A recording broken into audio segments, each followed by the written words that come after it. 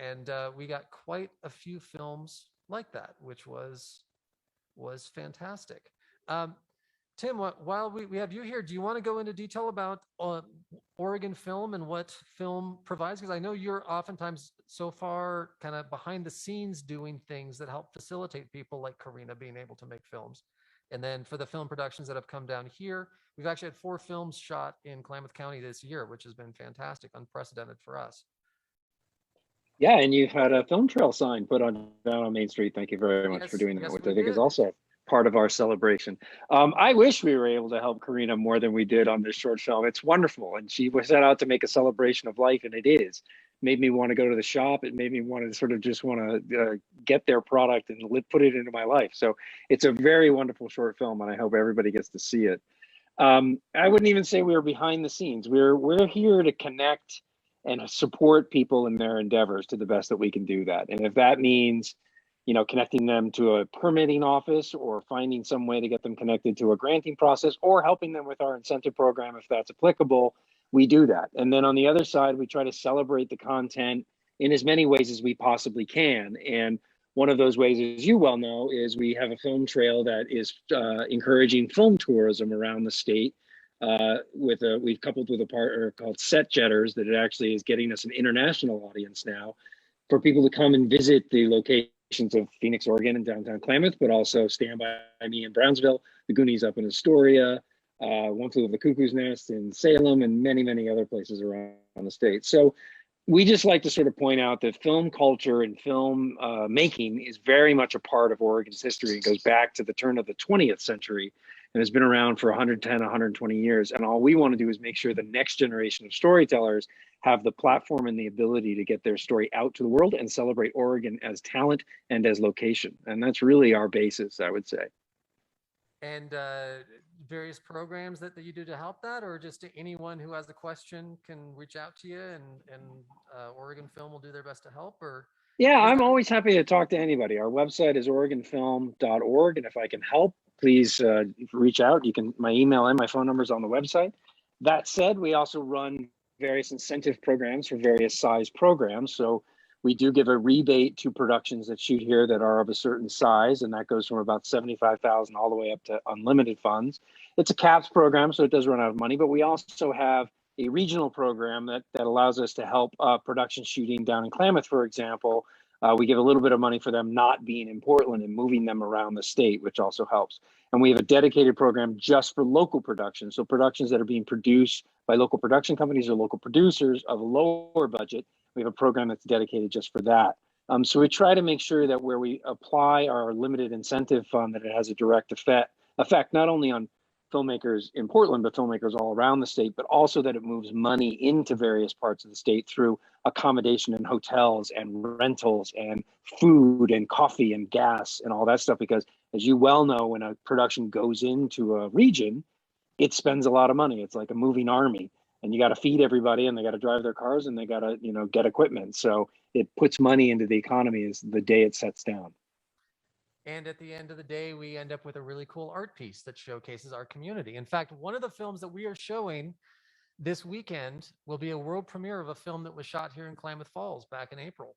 So one of those film crews that came through earlier this year, we have had, let me go through the list. We've had a documentary shoot here about the World War II Japanese balloon bombs and the monument out in Bly. We have had a short film about the Modoc Wars of the 1870s shot here. We have a thriller called Matterhorn, which we will be showing Sunday around 4:00, and that will be a world premiere. It was shot at David's Diner and the gas station that's right next to David's Diner, Everybody's Vintage. They filmed on Dead Indian Road and a couple other locations in the general vicinity of Klamath Falls.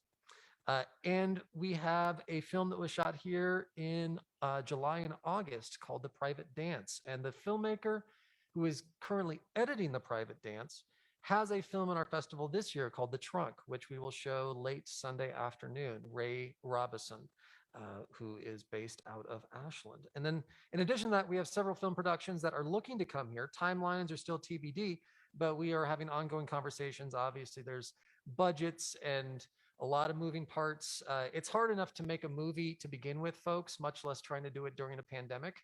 So this festival really is a celebration of um, overcoming adversity, stubbornness, creativity, and every other aspect of people who just have to create regardless of how difficult the circumstances may be. Now, Karina here was lucky. She actually shot right before the pandemic hit, but a lot of our filmmakers actually decided to utilize the circumstances of the pandemic for their films. In fact, our first feature we're showing Saturday morning is a film about trying to date during the pandemic, and what that is like. It's called Love in Dangerous Times.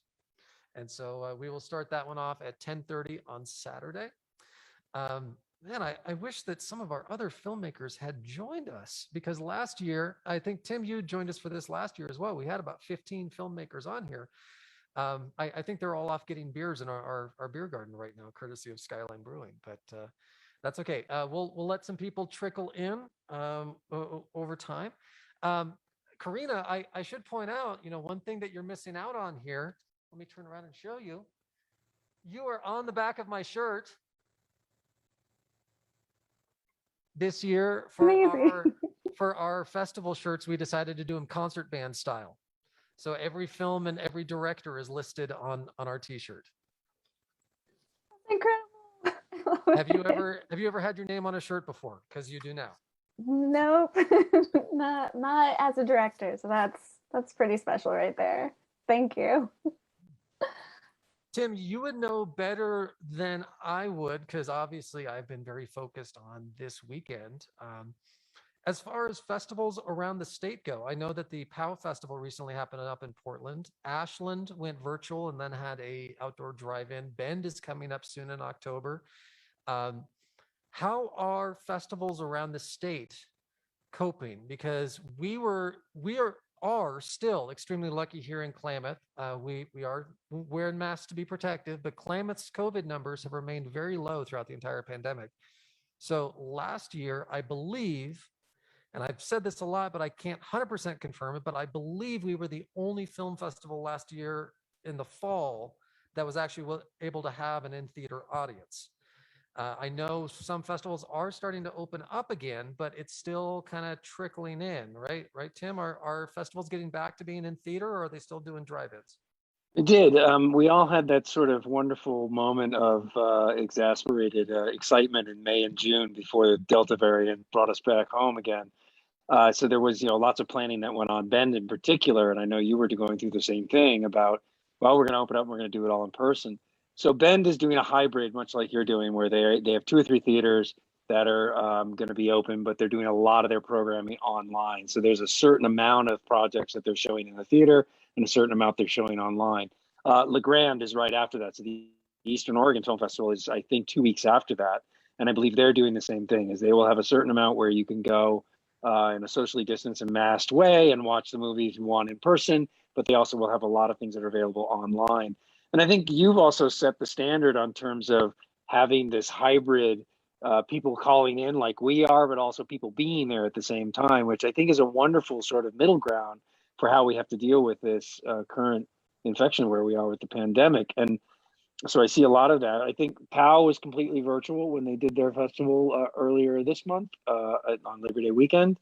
And then I'm trying to think, I don't think there's anything else until we turn the corner on the other side. I think the next big one's probably Ashland next year, because it goes quiet in the winter. So we have you guys, and then we have Bend, and then we have Eastern Oregon with the sort of big 3 in September, October.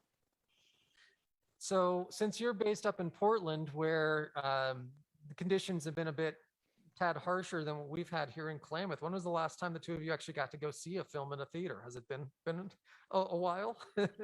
I've gone to the Hollywood and the Laurelhurst up here a couple of times, but it's been distanced. And we actually so we run an Oregon-made film series at the Hollywood every 3 months, every quarter. So we showed Point Break earlier in August. We showed Point Break. So I went and actually introduced that and saw that. We're actually showing The Ring and Ring 2 right before Halloween, because both of those were shot here in Oregon. And I went to the Laurelhurst in Northeast Portland to see A Quiet Place 2 and one other one there. So that's me. Karina, I don't know whether you've been out or not. Yeah, I actually I've been to the movies. I did go see a couple of films during POW. There was one at Hollywood Theater and I think Clinton Street Theater as well that I saw. And it was, it was pretty limited capacity, so it felt safe. And they were films that I was just like, there's no other way I'm going to see these if I don't go.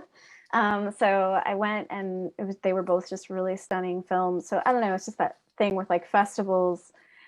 It's always a thing where you're getting to see something you don't normally, you can't get tickets to. It's all the time. So it's a really special opportunity to go to festivals, which is why I'm so bummed about being Klamath at the moment. But yeah, I've definitely seen some of the newer films coming out. There's so many films that I'm hearing about at festivals internationally, and I'm like, oh, I just hope that I can make it to some more festivals in the fall or early spring next year, because I just think that they're just such an amazing way to experience films and just kind of see what everybody's doing locally, how they're making stuff, meet the filmmakers, and just connect on a deeper level. I mean, I think that's part of the reason I love film festivals, is that you get to learn so much more about their process of how they made the film or why this story. It's a deeper connection. Certainly going to the movies is just my jam. I love Hollywood Theater. It's such a great space. I'm so glad that they're still sticking around here in Portland and keeping going. But yeah, going to the movies is it's one of my favorite things in the world. We really took it for granted for a while, and then suddenly the realization hit like 6-7 months into the pandemic. Wait, I can actually go to a theater again.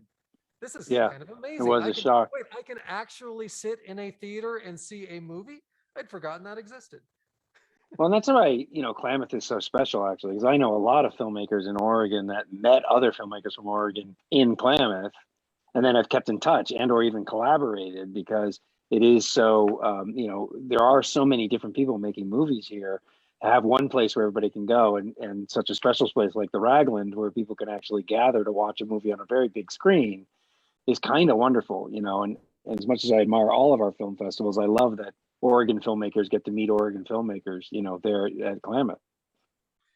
Yeah, we our emphasis is of course on fun and also Oregon made, and so we have tried to think of different ways that we could focus in on branding ourselves as the Made in Oregon Film Festival. Sorry, Tim, if someone else already has that claim and we're copying them, but that's our angle, that's our approach, that's what we want to be, is celebrating film across our state, because we have a tremendous location here in Klamath as far as diversity of landscapes, but the entire state of Oregon, I've traveled to 45 states. And there is not one other state in the country that has the diversity of landscapes and backdrops that Oregon has. Sure, some states have a lot of corn, some states have a lot of mountains, some states have a lot of beaches, but then you combine high desert, mountains, forests, rivers, lakes, city, rural, oceans. I mean, we don't have like the Southern California beach, but I mean, outside of that, every possible backdrop and landscape that you could want for film. And our festival, I feel, is reflective of that, and that all of the films that we show are made in Oregon. And we get all these great films that show so many different parts of the state. It really showcases the possibility of filmmaking in the state of Oregon, and something that certainly we want to encourage and promote. Like Tim said, we've actually had some films made as a result of filmmakers meeting at our festival. And I hope that that's happening right now in our beer garden, and leading to some more things happening. So, Tim, I'm sure you can probably talk about that some more, as far as filmmaking opportunities statewide that your office helps facilitate, and also that just productions come here because of the unique landscapes and opportunities that Oregon presents, right? Yeah, I think it's really interesting. I wish there was many more things that we do, but we have a limited staff and a limited budget. But we try to activate wherever we can, and we do that through partnerships. So we partner a lot with Travel Oregon to create some outdoor adventure stuff.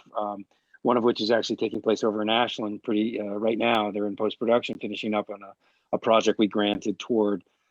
We also have partnered with things like Danner Boots and RAC and PSU and SOU and OU and U of O and all of those things, where we're trying to find ways in which people can get opportunity on set in a paid position. That's really, in my mind, the goal, because if you can get on a set, meet collaborators like you would at the festival or even in a working environment, you're then 3 or 4 people more connected to the industry and 3 or 4 people more connected to getting the job than you were if you didn't do that. And that connection, I think, is really important. So that's the other reason why I value our film festivals so much. And I try to go to them as often as I possibly can. To Karina's point, it's where people are that are in our industry that want to know more about it and how to do that. And as Oregon goes, as I said, we have a long history of filmmaking here, but we're also, in terms of incentive, we're sort of one of the, in the lower third in terms of what our incentive is. So the other thing that I try to do is work with the legislature to increase those programs as much as I can, because when we increase the overall program, we also increase our educational opportunities, our workforce development opportunities, our local production opportunities, as well as our regional opportunities. That all gets bigger as our program gets bigger. And last session we managed to do that. We increased the OPIF program by 40% with the help of people like Karina coming down and helping testifying. Kurt, you speaking to your local representatives and being on calls with us, so that we can tell everybody about, this isn't about Hollywood. This is actually about Oregon filmmakers making Oregon films in Oregon. And as you point out, celebrating Oregon as a marketing tool on the other end, so that we're driving people to this part of the world through our content that's being created through our industry. So I see it as all connected, and I often get people saying, well, you're just giving money to Hollywood. And I'm like, well, Hollywood's kind of a concept. It's actually not a thing, filmmakers are everywhere and they live everywhere and they make content everywhere. And we have a lot of them in Oregon, I'm happy to say. Well, you mentioned celebrating Oregon, and you'd briefly mentioned it before, but I should point out that the first thing that Klamath Film as an organization did in 2021 was we dedicated a historic marker downtown. For those of you who are in the theater, if you've gone by the Daily Bagel at any point, you may have noticed a big black sign out in front. There was a marker out there that we dedicated in February for a film that was shot here in Klamath Falls in 2018 called Phoenix, Oregon. That film was made because the filmmakers were here showing their previous film at our festival and ran into some people who wanted to be film producers. They got together and decided, well, let's make the film and let's make it in Klamath Falls since we're here already. That film, and I've stated this many times over, but it still deserves a repeating, through the flukiest of flukest possible circumstances, was released nationally to theaters in March of 2020, the week that every theater in the country was shut down.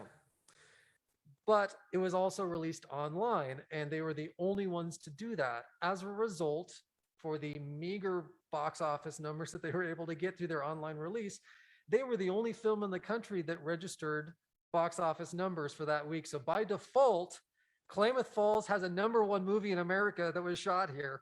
So through working with Tim, we were able to put up a historic markers to celebrate that film on something called the Oregon Film Trail. So next time that you're out by the Daily Bagel, stop for a minute, take a look. There's a historic marker out there that recognizes that film as well as some of the other ones that have been shot in the Klamath Basin over the years.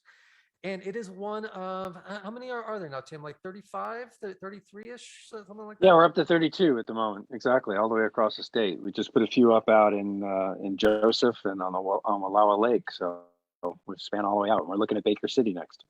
Fantastic. So these markers are put up all over the state in locations where films of historic significance were made in the state of Oregon.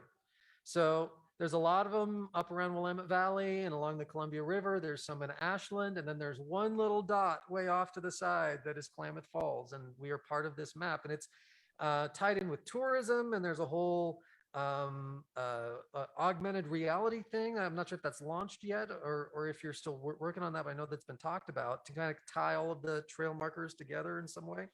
Yeah, we're working on that. Right now, you can actually go through the Set Jetters app and you can actually take a photo and put it next to a photo from the movie. So you can pull a still from the movie and then you can photograph yourself in the same location doing the same thing and have those side by side.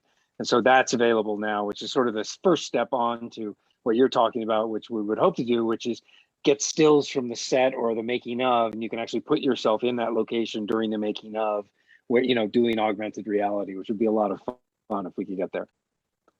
Fantastic. And correct me if I'm wrong, Oregon was the first state that started doing historic film trail markers, right? From what I understand, as I said, we connected with this group from Set Jetters that's doing this all around the world. They come out of New Zealand. And so far, we're the only ones they've found that have any kind of signs. And the fact that we actually have 30 of them and they're all uniform and they're tied together with a trail, I think we're way in advance. And I think, you know, one of the things we're looking at is this film tourism economy, and it's growing rather rapidly, especially now when people are looking for road trips, you know, rather than flying somewhere. So we're getting a lot of people that are going out and spending a week, you know, and they're going around and they're seeing Brownsville and they're trying to pick up the penny from the road and they're going up to the Astoria Film Museum, you know, and then heading out to Wallowas where Homeward Bound was shot, you know, and following these trails and camping and being together as a family as part of the whole thing. And it's bringing not only tourism, but dollars to all those places. And to your point about, you know, films of historical significance, quote unquote, like, you know, we work with local entities to tell us what those films of historical significance are. It's not just us saying, oh, that's not historical enough. We like to hear from local places that say, oh, this film meant a lot to us because, and your story of Phoenix is perfect because, you know, it means a lot to Klamath because it celebrates the town, it celebrates the bowling alley, and it celebrates this festival because of the way it was made and connected with people. So we take our cue from local partners on what these signs mean to the local community. Well, we're considering our marker to be a beacon for future film productions happening in the Klamath Basin. So we appreciate you working with us on that. We've had 11 feature films shot here in the Klamath Basin throughout its history, going all the way back to the silent film era. But silent film, actually, Tim, you may be excited to hear about this, is something that we're working on to bring back here for at least one night in the Klamath Basin. There is extensive history of early filmmaking in the state of Oregon. And one of the most unique and fascinating stories is a film called Ed's Coed, that was the very first student film ever made.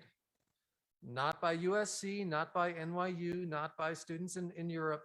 University of Oregon students were the very first ones to ever make what we would consider to be a student film.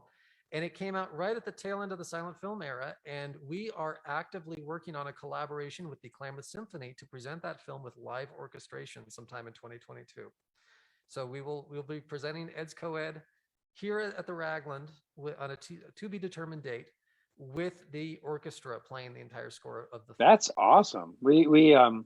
It's having done, so we did a live orchestra. We did a new orchestration for the General, and we played that outside at Cottage Grove where it was shot, and it was just an incredible experience. And we're also trying to do the same thing, a movie called City Girl, which was shot right around the same time as Ed's Coed, was shot in Athena. They're restoring the Gem Theater in downtown Athena. And one of the things we want to do when that theater opens is bring a small orchestra out there to perform live to that movie as well. It's such a great event, a really good idea. And I didn't realize you were doing that with Ed's Coed, but that's a wonderful slice of history being presented in a very unique way. We did it about two or 3 months ago. We live streamed a concert with Klamath Symphony here at the Ross Ragland, and one of their compositions was a snippet of The General. And for those who don't know The General, that's a film by Buster Keaton that's set in the Civil War. It appears on every single list you will ever find of the top 100 greatest movies ever made. And it's usually sitting around 15 or 20 on the list. It is an incredible film. Buster Keaton is an absolute icon, probably the greatest stuntman to ever live. Forget Jackie Chan. Jackie Chan wishes he could have been Buster Keaton. And we did about a 3-minute section of that film with the film being projected, but behind the orchestra, and people went crazy for it. And that kind of made us think maybe we should do something more. we should do that a little bit more. So I feel like though, Karina, I'm sorry, Tim and I are just talking like crazy here. I'm not ignoring you, but Karina, since La Tienda is now out and it's making the rounds at festivals, and we will be showing it here on Sunday, are you on to another project at this point? Are you working on your next film or? Yeah, I just wanted to add, I mean, I've gotten to know Tim Williams over the last couple of years, particularly through projects and productions in Oregon that I've been working on. So I just see all the work that he does to like support filmmaking here in the state. And I just like love the community that's in the state that kind of comes together around productions and projects, whether it's through, you know, the rebates that he was mentioning, being able to do those, but also just even that idea of like incentivizing, like outside of Portland, going and filming somewhere else. All of those things are like super helpful to like be thinking about as a filmmaker and how you're going to make your project or what projects you're writing or developing, and where you can kind of make them in the state. So yeah, so I just like love Oregon for those reasons. I've been here for a little while now. I think like 8-9 years, and it's my home, and I just love it so much. But yeah, I think I this last year I started a new short documentary. I'm just in post-production on that. We did shoot that in April, and I got that through, there was like a grant through the Portland Art Museum and the Northwest Film Center that I received, that I kind of put some of that funding towards creating this short documentary that profiles artists who are mostly first generation artists. And it's like 3 people. And we kind of brought this really wonderful crew together to film it in April when things were, you know, everybody was getting vaccinated, so it was a little bit safer. But yeah, we're in post right now on that, and I'm really excited because I feel like when you're, you know, I'm sure other filmmakers experience this as well, but you're always just like, you have an idea in your mind of what the film will be, and then you like shoot the film, and that's like a completely different experience, and you're just experiencing all of that with the crew, and you have so many feelings around that. And then when you get to post, it's just like this whole different feeling, and you're like, whoa, what is this movie? It's like so wild that it came from my brain. I'm just really excited about it, and yeah, hopefully it'll be playing next year at Klamath. Nudge, nudge. So how has that production experience been like? Because we all know how difficult it is to make a film regardless, much less trying to do so during a global pandemic.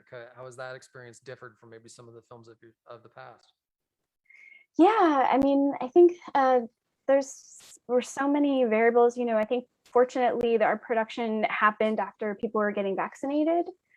So we were able to kind of think about that with our crew, and kind of when we were scheduling the production. I mean, we did keep it to a minimum of 10 people. So it was a pretty small team that came together for that production. Definitely wearing masks is still, you know, that's something on set. Definitely having PPE and doing temperature checks and all of these kinds of things and protocols. There's this organization called OMPA that kind of had a really good rundown of like what you should kind of do when you're pursuing a production, and the things you should think about. And so I worked with my assistant director, my producer, to just make sure we had all that stuff kind of in mind going into the production. So yeah, it's a lot more prep to get there. And certainly, you know, I think but I also had this, like, there was this feeling with my crew that I could tell everybody was just like so ready. Like they were like ready to be back on set. They're excited about what we were working on together. You know, we brought together a crew that was mostly, you know, POC. So that was also like part of the experience as well for us, to just kind of come together as a community to work on this project.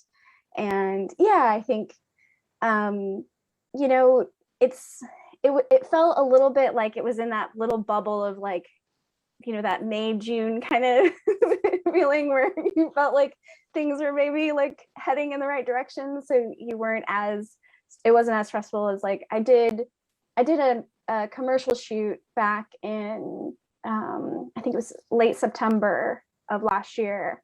And that was a lot more challenging in that we had to postpone it partially because of the wildfire smoke that had come into Portland. But also that one, I just had to I had to like think about how we were going to shoot that outside. Like immediately I was like, okay, it seems like outside safe. So it affected the creative of what I was doing. And And it all worked out really well. I was really pleased with how the piece ended, but I think it's just a thing where like when you're working in production, you're always like having to like problem solve. It's like part of the thing. I don't know. It's like part of the game, I guess, that you play with doing productions. There's always something that pops up. A location falls through. A piece of equipment isn't working properly, and you just have to problem solve. So I don't know. I think, you know, after all of the worry, once there started to be kind of these resources and conversations happening around how we can safely do this, it felt a little bit like that, where it was just like problem solve, and just try to be as safe as possible. So, Tim, what is kind of the state of the industry across Oregon? Are productions starting to pick up again? I know there's been some TV shows working, some film crews have been doing, but it's been so kind of on again, off again as we've been yo-yoed up and down as far as restrictions go, right? Yeah, for sure. And Karina, as you were talking, I was like, just what a low budget filmmaker needs is a pandemic and all that other problem solving, because it's already the hardest job in the world. And you gotta factor in whether people have a temperature or not. It's like, come on, let's just make it harder for everybody. To your question, Kurt, the state of the industry is, you know, for the most part, it's good. I'm actually really, what I'm really pleased about is, and Karina touched on this, is some of our smaller productions are coming back. During the height of the pandemic, it was impossible for any of the smaller productions to do anything, because to work with SAG actors, union actors, they had these protocols that were really, really expensive. And it just meant that anybody that had a tight budget was not able to shoot. Happily, starting in those halcyon days of April and May, when we all started getting vaccinated, we started seeing new productions, especially smaller local productions, come back. And this summer, we've seen 3 or 4 of them come in. Don Jones Redstone shot Mother of Color. There's a movie up in Portland now called Nora that's going on right now. Savage Midlife, another smaller one that's going on right now. Devin Fefantau, who's down with you with Who's on Top, is actually getting in prep for a movie. He's back over that way. So excellent, yeah. Excellent. Devin's in prep on a movie that we're going to see here very soon, which is wonderful. Ime Ituk here in Portland, another filmmaker that's been an AD for a long time, going into his feature film locally. So I'm really encouraged by that. Last year, I was kind of despondent that we were not able to see any of that. On top of that, yeah, we have 2 feature films and a series, HBO series, an Amazon feature, and a Paramount features all shooting here in the state at the moment. During the pandemic, we had a huge feature from Sony with Adam Driver that was down in Curry and Coos County for about 3 or 4 weeks, basing themselves out of Gold Beach, which was wonderful. We also had Top Chef that came into Portland, but actually went around the state with a lot of things.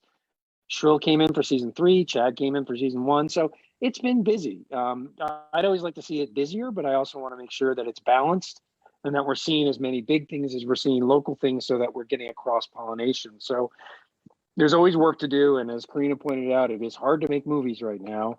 And I think we just have to keep going and keep making what we can as we come out the other side of this.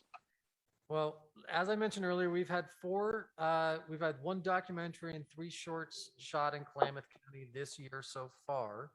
Our ultimate goal as an organization, Klamath Film and the Klamath Independent Film Festival, is that we can get to a point where we are having 3 to 4 films being made here in the Klamath Basin every year. We're not at that point yet, but that is our ultimate goal, where we can bring films here. At the end of the day, we end up with a great artistic showpiece that showcases our community and our beautiful landscapes. And during the course of it, it means jobs and economic boosts and catering and lodging and everything else that comes with trying to bring 30 or 40 people to a town for a month. So hopefully that comes through sooner rather than later, because we are still having ongoing conversations with several film productions, several major feature films that are potentially in the works. And we'll just kind of wait and see how all of that plays out. For the time being, this is welcome everyone who is trickling into the theater for the Klamath Independent Film Festival. I know we put a lot of entertainment outside, so everyone's enjoying that until our film starts. But it's wonderful to have filmmakers here again. It's wonderful to have a festival again. I'm incredibly proud that this entering year 2 of the pandemic, we did not have to cancel anything. Last year, we put our festival online for the first time. This is the second year that we are doing a hybrid model of our festival. Tim, you'll be happy to know, last year we had no idea what we were doing. It took us 5 days to figure out the tech of setting up. And I know you can't see it, but the extensive array of technology to be able to live stream everything for our festival. It took 2 hours yesterday. So yeah, I've seen your how-to video. So I've seen your setup and I've seen how you do it. And it's very impressive, although very complicated, which I would never attempt. It was a lot of trial and error the first time around, but we know what we're doing now, or at least I hope that we know what we're doing for 2021. So hopefully things will be a lot smoother this time. But I am so excited for our lineup of films this year. I'm so excited to welcome our filmmakers who are off getting beers. Like I wish I could right now, but we've got things to do. And thank you both of you for joining us on this. We have about 10 minutes before we're officially going to start. Is there anything about kind of state of the union wise Oregon film, since we just have you two, that you want to talk about? Tim, I know you've been working heavily behind the scenes with a lot of the legislature and trying to get additional funds in place, and that came through. So congratulations on that. Great work. I know that was many months in the making. It's also time of great transitions. I know that Lisa left OMPA. Richard left the Ashland Independent Film Festival, and I need to announce that I'm leaving Klamath Film. This is my last film festival as the executive director. I hope to still stay involved with the organization, but other work opportunities came up to be able to do film production full time. And if someone wants to pay me money to make movies every day, I'm not going to complain about that. I'm sure, Karina, you would love that too. So, yeah, I can't think of any others, but Tim, I hope that the other festivals are finding ways to still be successful and still be able to reach audiences and do showcases. I love the fact that every year we have at least 6 or 7 world premieres on our screen. And every year we have films that don't get selected anywhere else, because our criteria is not that it has to be all horror or all comedy or all animation or LGBTQ or any other criteria. It's just made in Oregon. And that means amateurs as young as 7 years old have films in our festival, up to people who have been making films for decades. And certainly some make the rounds at other festivals and have picked up awards. But for a lot of filmmakers, this will be the only time that they get a film up on the big screen. Are you showing any films from your camp this summer? Anybody got anything in there from there? We are. So Tim joined us to give a little pep talk to middle school and high school kids from Klamath County, because this was our second year of teaching a week-long film camp. And Tim, thank you again for joining us for that. Thank you. Really, really appreciated that. So we did a week-long film camp here at the Ross Ragland, and we taught kids who had never made any films before every aspect of filmmaking fundamentals that we could jam pack into a week. The final day, we shot a group project, which we will show on Sunday morning, a film called MacGuffin, that we had to veer a little bit because there was an incident. I wouldn't call it a fire, but there was definitely smoke in the building and fire trucks, and we had to evacuate and cut a script short and revise a few things. And then we accidentally formatted a memory card on a camera that had our ending scene on it. So not the first time that's happened. These are the things you need to learn during production. It's not unusual. So thank goodness you pre-disastered them. It was a great learning lesson of, here's the basics of being a filmmaker. Is the camera on? Did you take the lens cap off? And did you press record? Now don't format the card after you're done.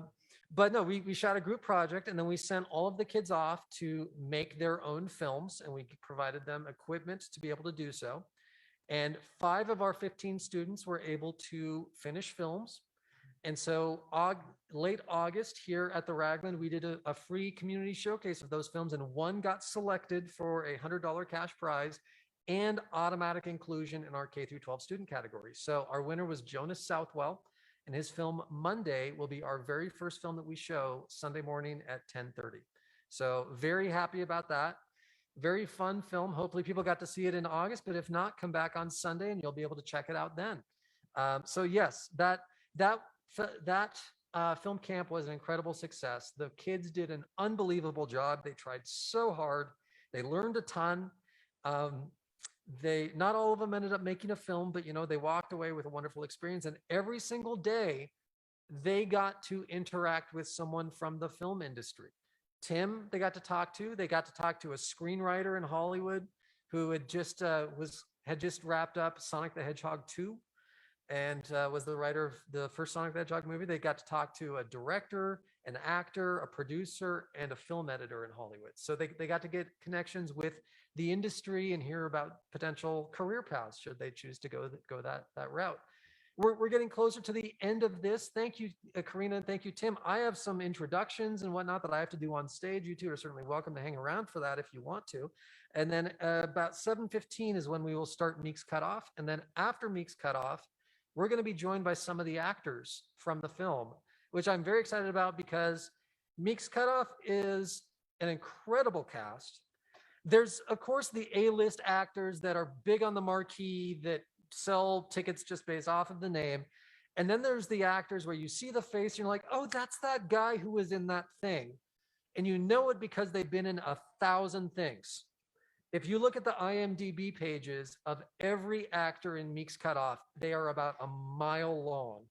And some of them are working actors right now who are on set as we speak and therefore can't join us tonight. But I'm thrilled that we're going to be joined by the screenwriter and several of the actors from the film to talk to us. One of them is currently on Broadway.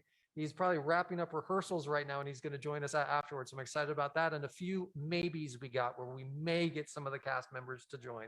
So we're very excited to have those people joining us for this is the 10th anniversary of the release of that film. And so we're putting the band back together as a cast reunion. I should say one final thing, and Karina, you're in the running for this, so you'll have to tune in on Sunday evening to find out. Tim talked a little bit about marketing and celebrating Oregon, and I talked about wanting to be the Made in Oregon Film Festival. And one thing that we did last year was we partnered with one of our local art guilds. We have incredible artists here in the Klamath Basin of all variety. I don't know if there's something in the water or what, but disproportionate to our population scale, because Klamath is not a big community by comparison to some of the bigger cities here. But we have an incredible collective of painters, sculptors, actors, musicians, filmmakers, across the board, incredible people with creative skills that have all chosen to relocate here to the Klamath Basin. And one of those groups, their mastercraft work is wood. They do wood carving. They're called the Southern Cascade Woodcrafters Guild. One of the members is here right now. And last year, we partnered with them to create our trophies. We thought, well, since we're trying to become the Made in Oregon Film Festival, why not make trophies out of wood? Because I mean, wood products in Oregon are synonymous.